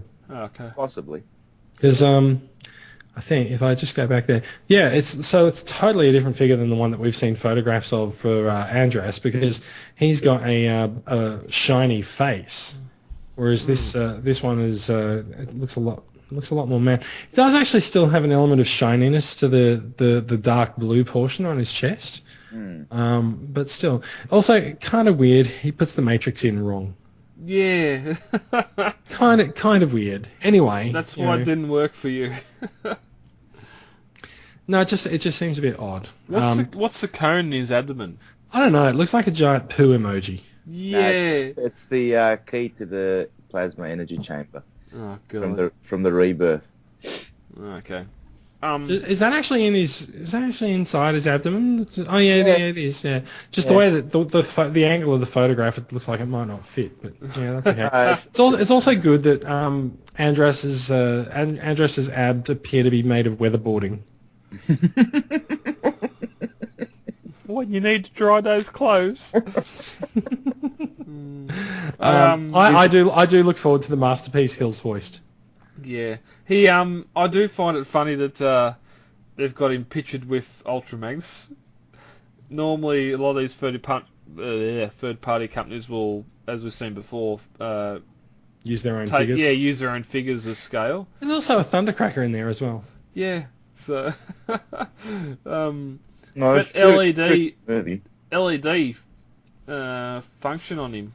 Yeah, there's a couple of LEDs in there. Kind of weird, but sure, whatever. Yeah, don't see the need for it personally, but well, they're slowly making their way up to moving electronics. Yeah, I wonder if this was because of the apparent engineering being a shell former, and even look, the arms obviously tucked down beside his side, the legs fold up, and the shell goes around it. I wonder if they can get the price point down to around the $120 mark. Nah, man. Just so you could troop build. Nah. Yeah, I know. I doubt it. I don't see them going for it. Nah. Yeah. Oh, he's got little wheels underneath him too. Yeah, I know. You can roll him. Yeah, he's a little roller. Yeah. I could have 4 or 5 of these behind Cyclonus and it'd be good, but yeah.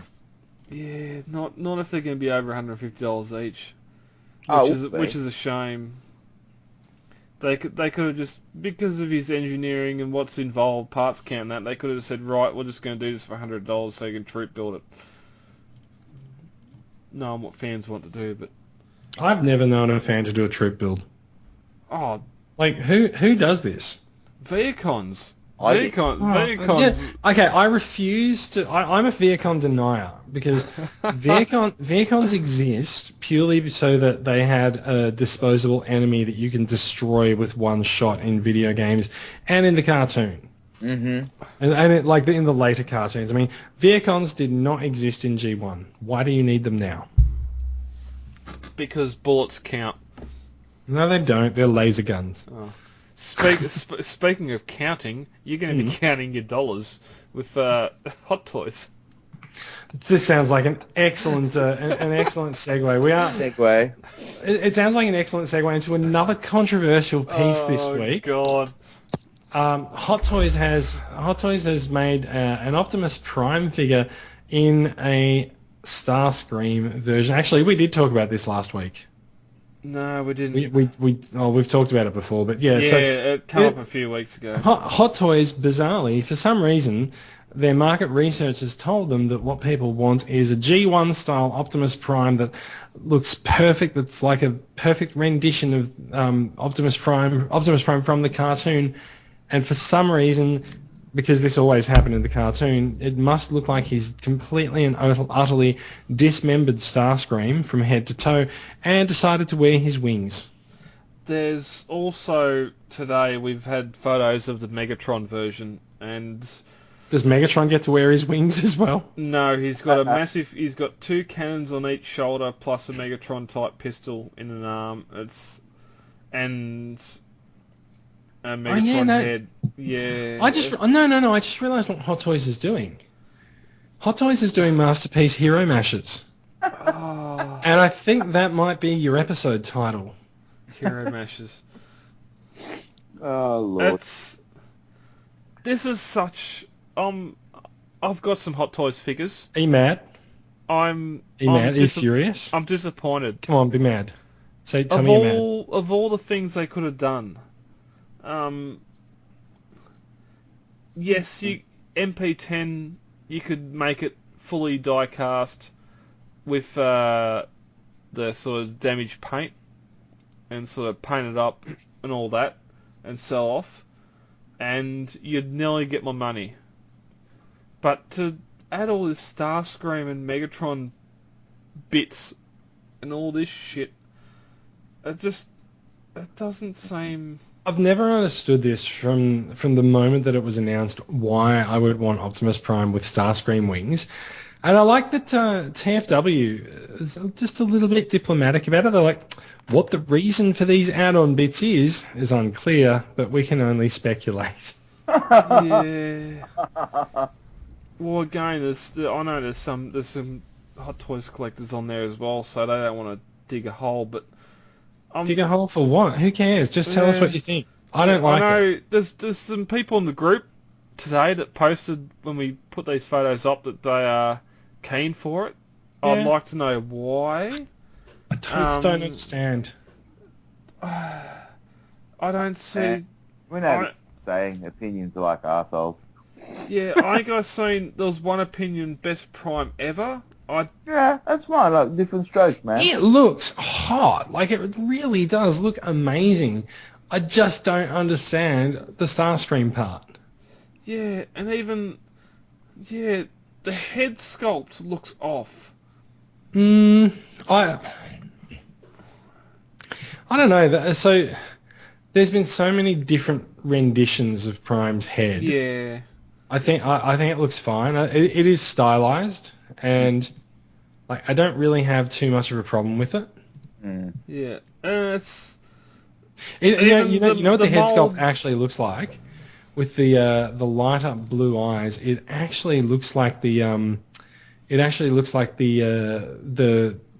Prime head from the original back of the box. Yep. And that's sort of what sort of what that face mask is going for as well. Yeah, it's real high. It does go real up high on the nose plate. Yeah. But Prime never really used to have that much of a nose. No. Like G1 Prime in the cartoon, like never really. It was only sort of like when they wanted to make him look sympathetic, you could see more of the nose and the sad eyes. But also, you have a look at the G1 cartoons. He's always filmed from low, looking up. Yeah. Also, so his faceplate's going to look higher than what it probably actually is. I love how you said filmed and no one really kicked up a fuss. Well, yeah, you know. Yeah. My biggest issue of this is the Matrix being a flat, or pretty much a flat piece, paint aside, and then... yeah, I see. Yeah, but then it's stylized. It's you know. But this is their imagination. No, this is Hot Toys. They do accurate. Although anyone that has been following the controversy over the DeLorean will know that accurate isn't quite in the vocabulary. But just the Matrix, and I've got... But accurate to what? I mean, we've never... G1, like, the cartoon was never this detailed. No, I'm talking the Matrix. An orb. Oh, yeah. But yeah. I'm talking about the whole figure. No, this is my biggest issue his gorilla fingers is a big issue. But the chest. Let's just focus on the chest for a minute. The Matrix is nothing like the G1 Matrix. I reckon it looks pretty cool. It looks good. I like it. Oh, okay, sorry, Bill. I'll show you some photos later. We'll explain later. Yeah, the Matrix does not look like the G1 Matrix. The whole chest cavity with the windows open. I've got Iron Man here with such intricate circuitry under a chest plate that you will not see if the chest plate's on. Like, they've taken the extra detail to put this stuff under it for a figure the same price, or if not less, yet this has just got a standard black plate with some checker plate on it that the Matrix is attached to. I do not see... It disappoints me so much. I actually see the shot you're thinking of now. I was looking at a different one with him holding the Matrix. Yeah. There's that. He's him holding the Matrix and he's holding his chest, his doors open. Yeah. And you've got the Matrix sitting inside, and it just... YouTube video viewers, you'll see it, but it just... Oh, it looks flat. Yeah. There's no detail. There's some mold detail in there, and that's about it. Whereas an Iron Man figure to the same price... Do you reckon they might have had a few arc reactors left over from some of their Iron Man figures, and just decided to turn them into the Matrix? Well, I haven't even seen the Matrix light up. There's no... That's lit up. He's got eyes. His eyes light up. No, that Matrix is lit up. Yeah, once it's in the chest. The other shot... Anyway, look... Isn't that another Matrix? Oh, that one looks like it'll be attached permanently to his chest. No, because... No, it does come out. Yeah, there's a shot here with his chest plate open and there's a hole there. Oh, right, yeah. Yeah. And he's holding it in his hand and it's lit up, which boggles the mind how they can get a battery, an LED, into something that thin. Photoshop, mate. Yeah, that's what I'm guessing too. It doesn't actually light up and there's no... LED, it doesn't. It does. I mean, it's not impossible. It's a CR2032 battery with some LEDs. Who cares? In a flat. It's not that. It's not that flat. The shot of him holding it, like there's some depth to it, and if you look when it's removed from the chest cavity, it goes back quite a way. Yeah. Okay. Anyway, how many of us are buying this? No. Let's move on. Cheers. Let's move on. There has been some. I'm excited by this. There's been some news on Transformers Devastation. I say news. It's just really Optimus Prime's bio, isn't it? And Grimlock. And Grimlock's bio as well. No, just Grimlock images in play images. Yeah, cool. Look, I don't really have that much else to say about Transformers Devastation. Like, I'm looking forward to it, but at the same time, I kind of feel like it looks... The more I see it, the more it looks like it's a motion comic rather than an actual like G1 inspired cartoon thing. I think ultimately it's because it's a game that's being presented in high definition in 1080p, which is it requires detail and like line art that the original cartoon never had. Yeah, I find the profile interesting. Go and read it to us. Optimus Prime is the heroic leader of the Autobots. He would always prefer a non-violent situation, but Optimus understands that the Decepticons aren't interested in peace.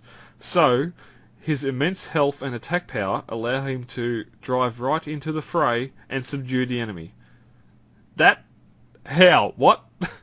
That's like his video game bio. Yeah. In real life, he goes in, sets the timer on the nuke, and drives off. Yeah, pretty much. Yeah. I'm supposed to say he can unleash his powerful vehicle mode in combat, and his signature weapon, the Energy Axe, gives him a fierce edge when combating in robot mode. And I love that this bio is actually so poorly written that they've started a sentence with "so" and a sentence with "and it's only a paragraph long. And then it goes, and if the enemies are particularly intense, Optimus can slam his fist into the ground, creating a devastating shockwave, or he can or he can perform a spinning trailer slam attack. I didn't write this, I swear. Are you sure? Well, I mean, come on, it's actually like the spelling mistake, so you couldn't have written it. Autocorrect. It's got it's basically it's the Street Fighter 2 version. Yeah. Of a Transformers bio. Can I also just point out, are you guys looking at the profile shot, the same bio that we were reading that off? Yeah. So if you look closely at that figure, you can sort of see a bit of a hint about how the characters are rendered in the game as well. In particular, if you look at his fist, where you can't always see the join between his fingers. So there's this cel-shaded element of it, and it's also particularly obvious around the front of his elbow joints, where the front of his arm meets the top. What elbow joint? Well, it's just it's there, isn't it? Yeah. But I sort of wonder if that's something that we're going to see also around the legs. But the legs look quite well done. Only because the colour change. If they were the same colour, you wouldn't see the join. Maybe. Looks like he needs a bikini wax. What? A bikini wax? No, that's blue, not black. It's just coming out the sides there, mate. Look at all that stuff there. Sorry. So and we have, of course, the other thing is that we've seen a shot of Grimlock ready to enter the fray in the game as well. And it's so nice. Grimlock is one of the 5 playable Autobots in Transformers Devastation, and his Generation 1 actor Greg Berger has returned to voice him, so that's going to be awesome. It's a nice looking model. Hey? I wonder what he sounds like after all these years. Probably exactly the same like everyone else. No. Yeah, he's been doing some voice acting at the panels at SDCC and that, and I don't think he's dropped the ball yet. Oh, cool. Yeah, it's interesting. There's one photo here with him in front of an Insecticon with kickback, so they're definitely going to be in it. Yeah. So, yeah, I don't know. The game's going to be a novelty. I'm not going to. Yeah, I can't. I'll wait for it to come down in price a little bit from release. I'm not going to go out and get this day one, but. It's coming out October 6th, sorry, 2015. That's the US release anyway. Don't know about the here. I assume this won't be too far behind. November 6th will probably be an iPhone app version. A better version. I don't know. Like, nothing about this seems to be coming to mobile. Yeah. That's the thing. It seems like a mobile game, but it isn't. It's definitely not a mobile game. Like, there's some serious graphics handling going on here. Yeah. It looks cool. Anyway, let's move on from that. So that's actually the end of our news section.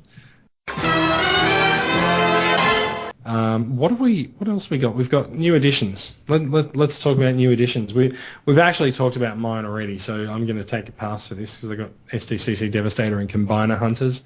Brad, what about you? Yeah, I got Combiner Hunters, bitch. Brad, how about yourself? I was going to save my money.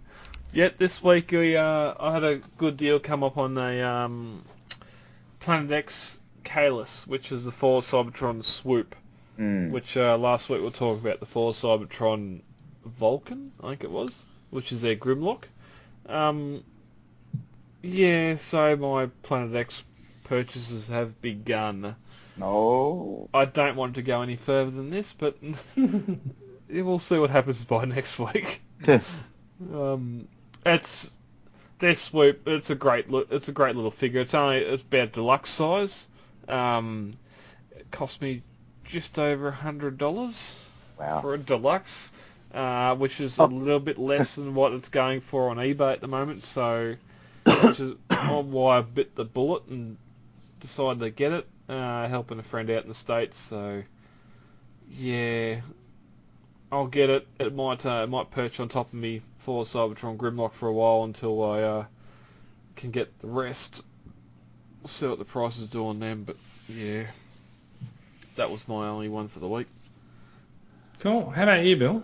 Have you had anything delivered lately? Because I haven't seen much of a notification of arrivals from your side. No, nothing. I think I got a couple of little Japanese robots in disguise from HLJ, but yeah, nothing. No. I'll post what's in the box when they do arrive. Yeah, no. The last time you got a box, it was quite amazing. Seeing the bounties within. Thank you all. Yeah. Okay, look. So let's move on. We've got the feedback section, and we actually have a listener question this week, which I think could be quite interesting. Sean Buchanan wants to know, when will G2 get shown some genuine love from manufacturers? Never. So this does bring up a question. How legitimate is G2 in your mind? I have no knowledge of I have knowledge, but I have no love or anything for G2. It just, as far as I know, G2 was a cybernetic space cube, and that was it. I have no recollection of figures. I have a G2 Grimlock, and that is it. And I don't know why I brought that. I wanted Snarl, but my auntie brought me Grimlock. So she was never invited back to Christmas again. Oh no, she's been back every Christmas since. Have you let her live it down yet? Oh, I wish. I need to start letting her know. But just G2 is not a thing for me. I was talking to Sean on the group today about it. One of the examples was the Leader Combiner Wars Megatron. Instead of doing an Armada version, why wouldn't you just paint it green and do it as a G2 Megatron? Yeah, it is kind of a missed opportunity, isn't it? Yeah, you wouldn't have to remold it, just repaint it. And well, I guess we know what we'll see in Combiner Wars Wave 7. Yeah. Probably. And that's exactly right. Like a simple recolor. You already recolored for Armada. Well, don't worry about the head remold and everything else to make it look sort of like Armada. Just paint that green camouflage and make it a G2. The tank's already a G2 Megatron. So would you buy the G2 Megatron repaint for Combiner Wars? I probably would.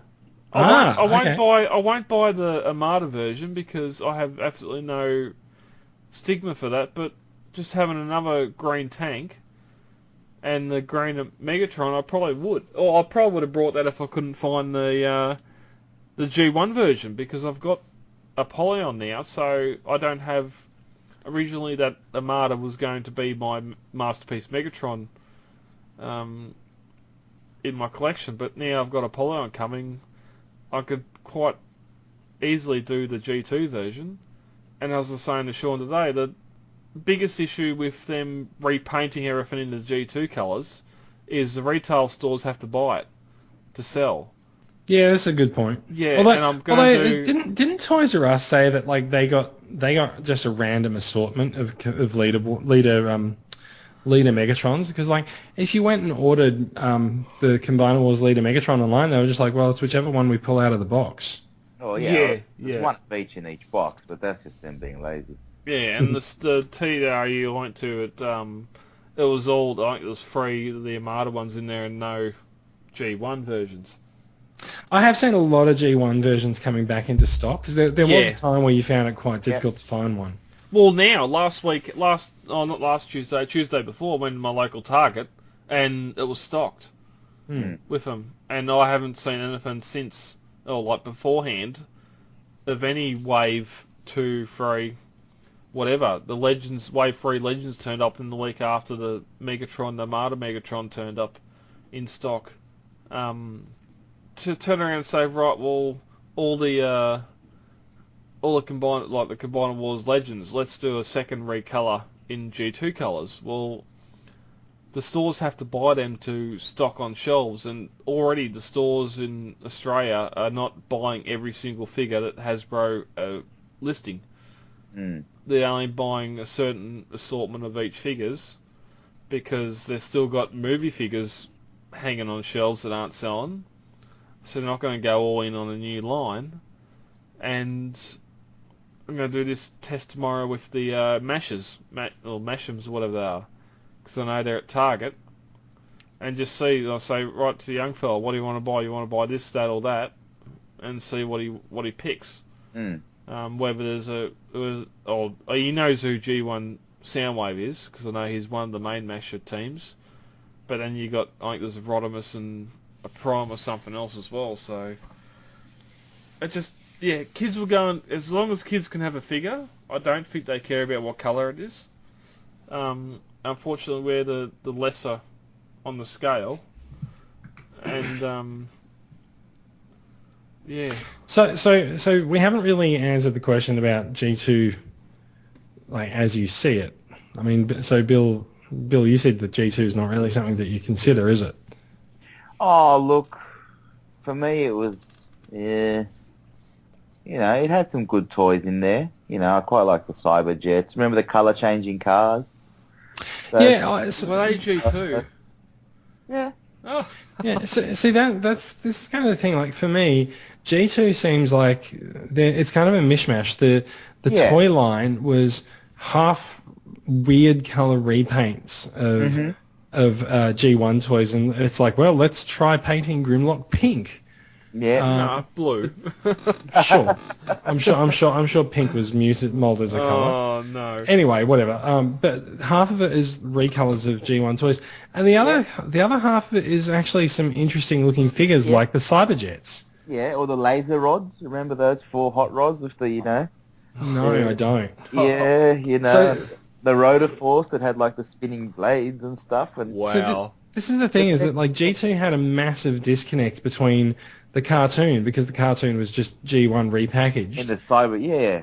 And it had a massive disconnect between the figures that were on sale and the cartoon that was airing, and it's possibly the largest gap that we've actually seen in Transformers history between those two things. But for me, G2 wasn't even something that I knew existed until it must have been some time in the early 90s. I was walking around a shopping centre in Singapore, and I saw the Cybercube. Was it the Cybercube? Whatever it was. The cube animation transition between the Autobot and the Decepticon logo, and I looked at it and I was like, hang on. That was like an Autobot Decepticon symbol transition, but that was different to the ones from the cartoon. And I walked up to the screen and I watched through it, and I was like, this is just the same cartoon. And then suddenly it was like a transition. I'm like, oh my god, they've repackaged the cartoon. Yep. Yeah. Cybernetic Space Cube. That's the one, the Cybercube. Yeah. And yeah, they totally just repackaged the cartoon. It's probably the laziest that we've ever seen anyone. Maybe they just didn't really have that much confidence that they'd actually sell. Well, I'll tell you what they do have. What was interesting G2 wise was actually the comics. Marvel had quite an interesting storyline going in the comics. I think it was a 12-issue series. Yeah, with the Swarm and stuff. Yeah. For that, yeah. And like they had Optimus and Megatron, you know, setting aside their differences and working together against Starscream. Yeah.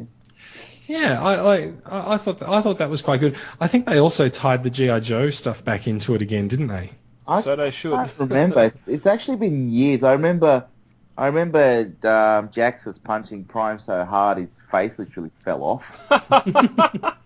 Like all he had left was like an eyes and a nose, and then like the bottom half of his head was gone.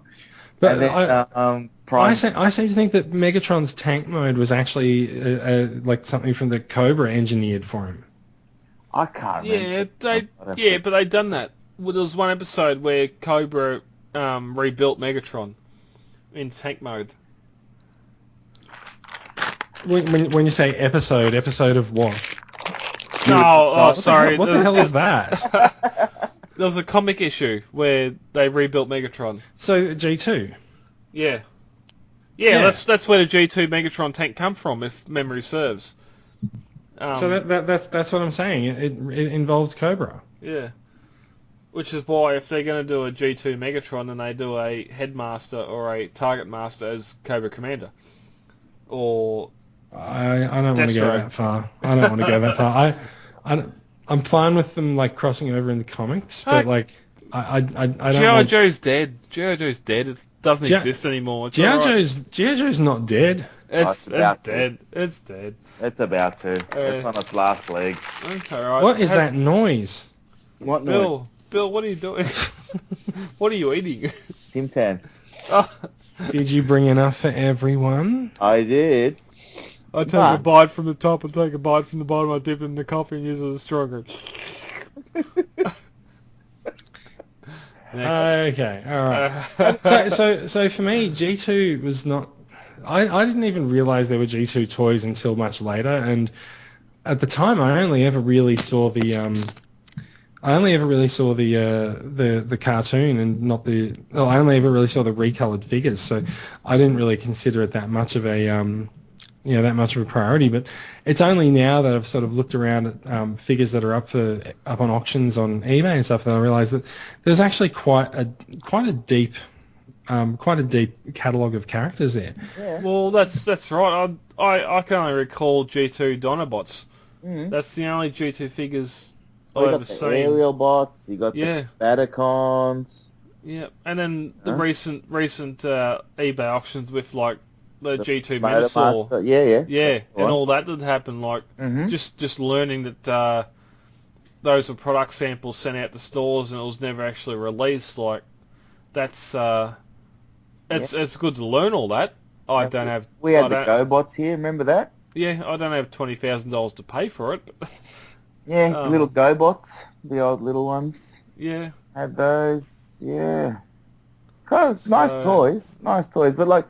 You got to look at it from Hasbro's point of view, and what Combiner Wars figures can they use to repaint them into?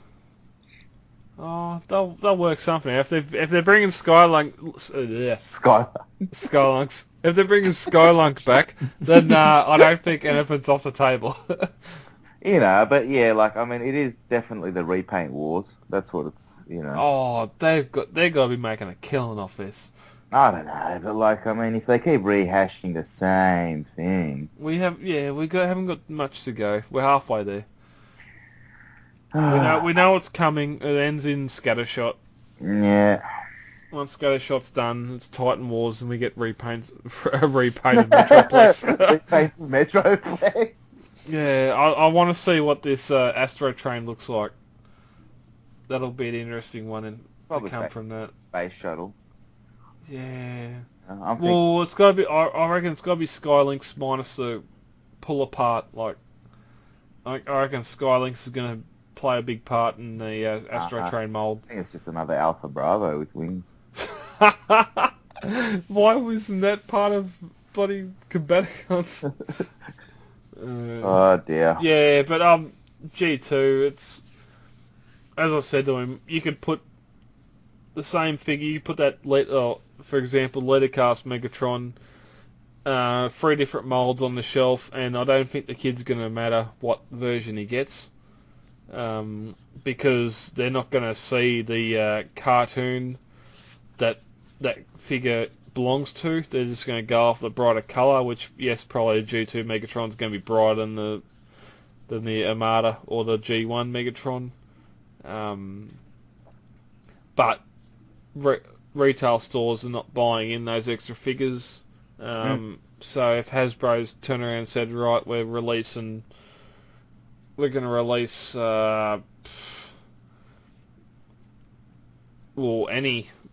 any of the Combiner Wars figures again in G2 paint jobs, we know Takara doing it. In gift sets. Well, don't we know that Hasbro is doing it with a G2 Superior gift set? And Minotaur. Isn't that Takara? No, that's Hasbro. Oh, it's Hasbro. Mm. Well, that'd have to be a gift set designed for collectors off the Hasbro gift shop. I don't. If I see one of those gift sets in store, I'll be very surprised. I don't think that's going to be as mass retailed as what Combiner Wars in general is. But 6 months, we'll see. Yeah, we'll see. Yeah, Victorion being the apex of that. If Victorion gets anywhere, then you can guarantee the rest will follow. So yeah. All right. So look, thank you.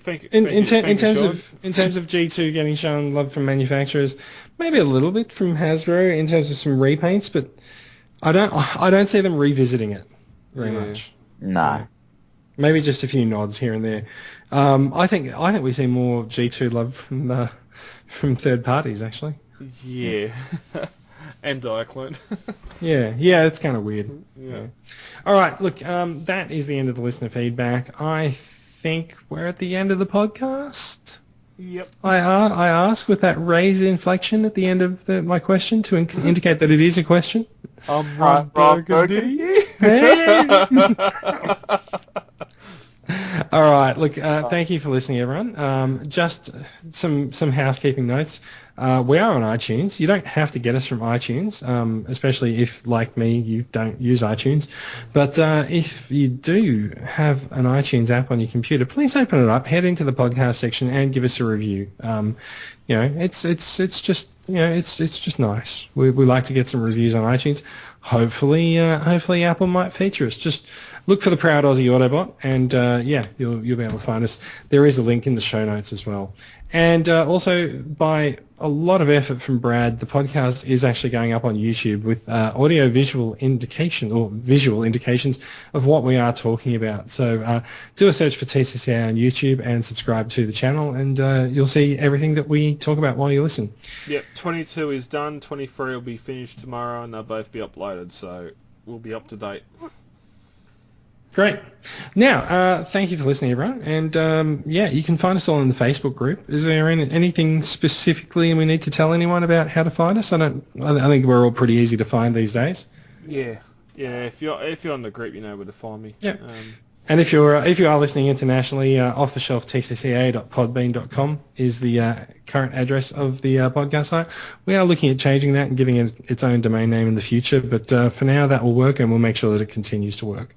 So do get in touch with us if you want to give us any feedback on the podcast. The survey will be coming out during the week. By the time you hear this, you should have the survey online. So please head over, fill it in, give us your thoughts, give us your opinions, give us your love. If you hate, just don't fill in the survey. It's okay. Thank you for listening, everyone, and we'll see you next week for episode 25. Booyah. Booyah. Yeah. All right. Bye-bye. Good night. And also, stop doing that. I just done now. I haven't done it for like 4 episodes. Thank you for downloading this latest episode of Off the Shelf, the voice of the Transformers Collectors Club Australia. For further information, check out Facebook, where we have our Off the Shelf page, hit like, or even check out the Transformers Collectors Club Facebook group. Any and all feedback is more than welcome. You can send email to transformerscca@gmail.com or head on over to iTunes and leave us a review there. Also Podbean have a review section where you can rate us, and that way we get out to more people. Till all are one. What movie was it when Megatron was a truck? That was the third one? Yeah, yep. Dark of the Moon. That's the one, thank you. I thought it was... No, he was a tank in Revenge of the Fallen. Yeah, and he flew. Flying hamburger.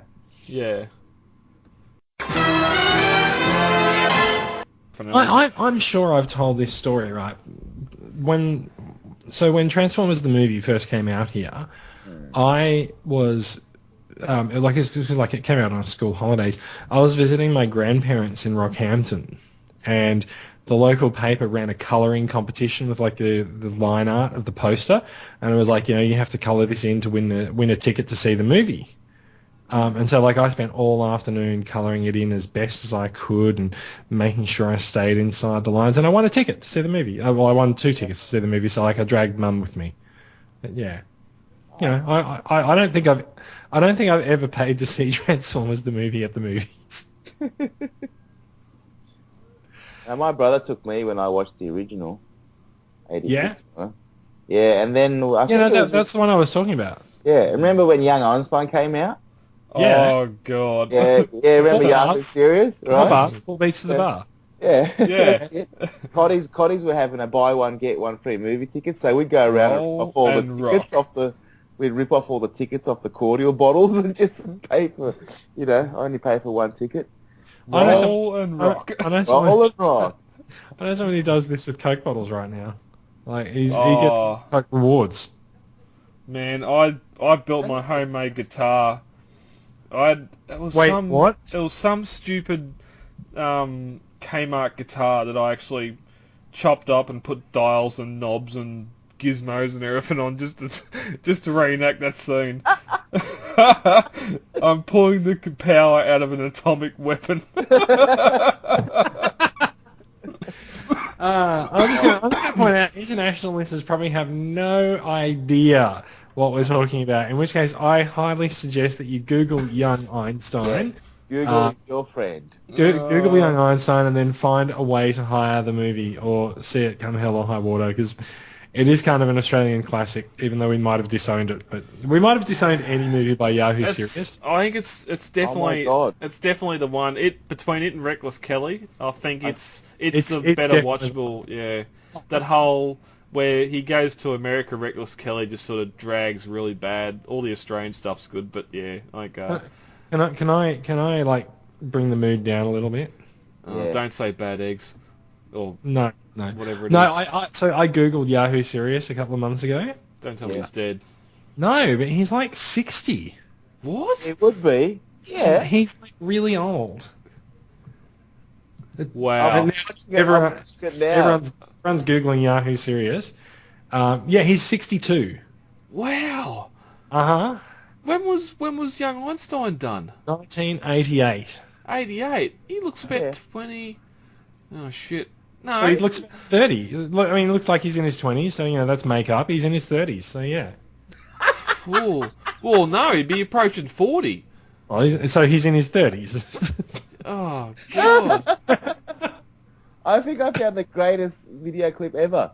Yeah? Oh, no. It's called Young Einstein Draining Atomic Bomb with the Help of Slayer. So someone's dubbed Slayer over, Oh, I don't know. That original tune was pretty tripping. Wasn't it? Like, what was the song called? Just into it. What was the song called? And then they all start getting into it. What was the song? But there was what was it called? The theme song to Young Einstein. Someone wrote it. Wasn't it Great Southern Land from Iceland? Yeah, that was. Was that the one? That was the montage music. Yeah. Oh, I can't remember now. There was that one there as well. Yeah. That's Waltzing Matilda. Yeah, that's the one. And then... Only the most famous song in Australia. Yeah, that's the one. Yeah, that's the one. As opposed to the other Waltzing Matilda. I think this entire discussion might be getting chopped out and stuck at the back of the podcast. Sorry. We now return to the Transformers. But Young Einstein draining atomic bomb with the help of Slayer. And suddenly we've become off the rails. Oh, he just pulls the pick out of his bloody... It's his button. Yeah, his button and just starts drumming. riffing and he drums the shit out of it. Yeah, and the fat lady's phone blows up and she loses her shit. Yeah. Yeah, all the sparks, the radio, the Marconi radios all spark out. just that deep drumming. Yeah. And it's the same again when he does the concert in his backyard and the old cocky flies off the perch and all the old cockies lose their hats and the beer goes everywhere. It's just, Well, I'm going to have to watch that now. Oh, God. Yeah, I'll be watching Young Einstein. Now back to the Yahoo Serious podcast. Yes. the Yahoo cast. Oh, I want to talk more about that. God. Yeah. Emk. Look, Dad! He's done it. Oh God. Okay, I'm going to suggest that instead of Transformers the movie, our first commentary might be Young Einstein. Oh, episode 25. Let us know. Let us know. Let us know. Do you want us to stay on topic with commentaries, or would you rather us just like get highlights of Australiana and just do commentaries? Oh, God. Yeah. The catapult. Oh, look, it's in German too. Einstein Jr.'s große Reis. If I'm going to say episode 11 or 12. If you listen to the end of those episodes, you would have actually heard a snippet from Young Einstein. Rock and roll the music. No, it's a pacifist. It's a pacifist line. You got a backpack, you can use it. Any old time to choose. Yeah, but that's a Yahoo Serious vehicle. That's not a commercial. No. That is a real song. Oh yeah, it's on the soundtrack and that. But I'm just saying that they done that for the film. It's not. No, it is a real song. Yeah. That's sort of like a filk version of it for the movie, but it's a real song. Oh, look, there's a German comment here. Achtung, du da, Peter. Das Lied ist von Eichhaft und heißt Great Southern Land. Oh, God. That could get dirty real quick. Oh, yeah. Okay. I officially am letting this go as long as I want because I know Brad's putting it at the end of the podcast. Yeah. Okay. Now that's out of our systems. Yeah. Sorry, lads. Okay, let's compose ourselves. Okay, let's get to some news, shall we? Yep. Okay, it is news. What was that? Jason's like, in his sultry voice, let's get to some news, and you're like, No, I was about to do again. I think it's almost progressed to Young Einstein. Yeah, I'm lost. I've lost and I cannot be found. The chick holding the wallaby's got massive tits, but... Oh, God, even Mary Curie's got a decent set of swingers on it. Sorry. Although in real life they get irradiated and fall off, but... Yeah, well, they are sitting next to like an undetonated atomic device. They should all be in hazards. But nah, fuck it. You know. But even he disarms it, and if there's ever going to be any sort of a comic cue, it's his boots curl up and blow out smoke from his feet. And then the ends blow off. Yeah. Just the caps blow off. Cool. Yeah. Yeah. Okay. Awesome. Where were you when Chernobyl happened? I believe that was that a couple of years before Young Einstein? It was, wasn't it? It was 86. 84, 85, yeah, something near there, which... Jump in the DeLorean. We have a problem. Bad timing. Reactor number 4 is melting. Yeah. Someone call the Australian. Yeah, get out. I saw the script for the Australians and reactor melts. Who you? Just pour some beer on it.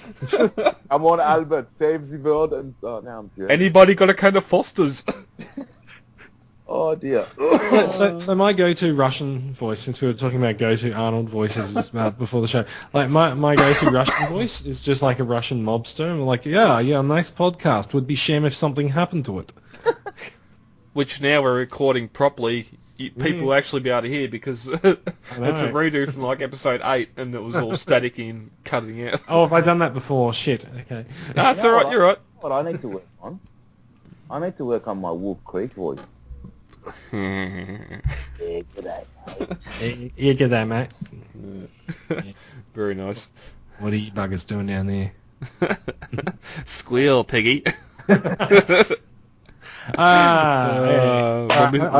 This is all going into the post-show stuff. Okay, are we ready? Hasbro news. All right. Ooh. Go. Sosbro. Sosbro, it's time for the Hasbro news. Let's go. All right. I wish I was a Terminator. How good would it be? Hello. Oh! Hello. It's not that it wasn't connecting, it's just that my microphone wasn't working. Oh. Okay. Not the golden larynx. Listen to the voice from the golden microphone. You guys have been practicing this, haven't you? Absolutely, Jason. Thank you. Only for the last 15 years. Yeah. I got told today that there's a guy at work. Oh, by the way, no, this is recording. That's all right. Just in case you need it. I got told today that one of the guys at work who just sort of like just sits there and walks around and doesn't interact or talk to anyone. Someone told me that he's like an excellent singer and like he's been singing for years. I was like, really? He doesn't come across like that. Yeah, no, that'd be right. It's always the quiet ones. Either that or he's socially retarded. I'm more inclined to go with the latter, frankly. I want to be a Terminator. Why do you want to do that? Because I'm watching a video clip of Guns N' Roses. Oh yeah. Arnold walking that's around. One of the greatest. Yeah, it's fantastic. I think a genius. Absolutely. Don't you know that movie doesn't exist anymore? Yes, it does. Yeah. So, did you watch the I think it was the Victorian Mate thread when someone said that you have to do an Arnold Schwarzenegger impression? Did you see the Late Show video that I put in there? No. Oh. It was the video from the Late Show of like Tony Martin dressed up as Arnold Schwarzenegger, and they're doing an interview, and they're like, yeah, so Arnold, we looked at your latest movie, The Last Action Hero. It wasn't very good, and he just pulls out a machine gun and guns the guy down. He's like, opinion noted. Nice. I basically my Arnold Schwarzenegger impression is based on Tony Martin doing an Arnold Schwarzenegger impression. I think the best one I saw was when they sent the Terminator back in time to Jesus Christ Day, and he killed Judas. Was this Robot Chicken or something? Something like that. Oh, that sounds like it, yeah. He's like, Pontius Pilate, you're terminated. Yeah. You killed the wrong Christ. That's right. I like, there was a breakfast radio thing I heard years ago. They did the Perminator. Oh no! And this one was like, oh my god, this hairdresser gave me a terrible haircut yesterday. I'll take care of it. and you see like the door open with the bell, and it's like, did you give Marge Taylor a perm yesterday? And you hear, yeah. Yesterday was a very bad day. Not as bad as it's going to be today. That'd be like if he caught up with Sarah Connor in '84. It'd be like, you've been perminated. Oh. Yeah, pretty much. Yes. Yeah. Did you see the Deadpool thing stuck to the end of the Fantastic Four trailer? No, I haven't seen that yet. It was hilarious. It's like they've got like the 2-minute Fantastic Four trailer, and at the very end, it goes fuzzy, and you've got Deadpool sitting there looking out at the screen from like a comfortable chair, and he's like, that's not all. If you come and see Fantastic Four this weekend, you'll see the trailer for my movie absolutely free. Blah, blah, blah. He runs through a whole bunch of like commercial taglines and, checks them up beyond it, blah, blah, blah. And he's going, for erections lasting longer than 4 hours, give yourself a pat on the back. Well, that's good marketing considering from what I've been hearing, that movie has bombed big time, but so I hear people saying Fantastic Four is a bit shit, but we'll see. I'll find out this weekend probably. Personal opinions, yeah. All right. Yeah. All right, let's get back to it, shall we? All right. Extra spots. Right, looking, just making sure that I'm not walking into a Ron Burgundy moment. I would not do that deliberately, but I would not do that deliberately, but I've seen your autocorrect. Oh god. You are the god of autocorrect. Okay, ready, and 1, 2, 3. Better stand back, Mary.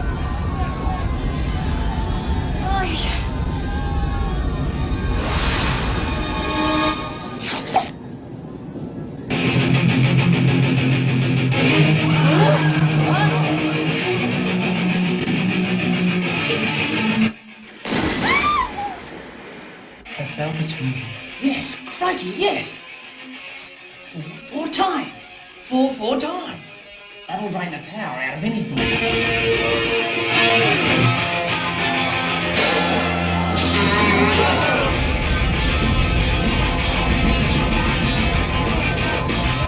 It's working.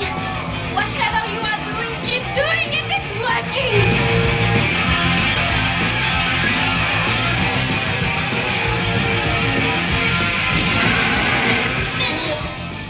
It's all his fault. Albert Einstein. What kind of a name is that for a scientist?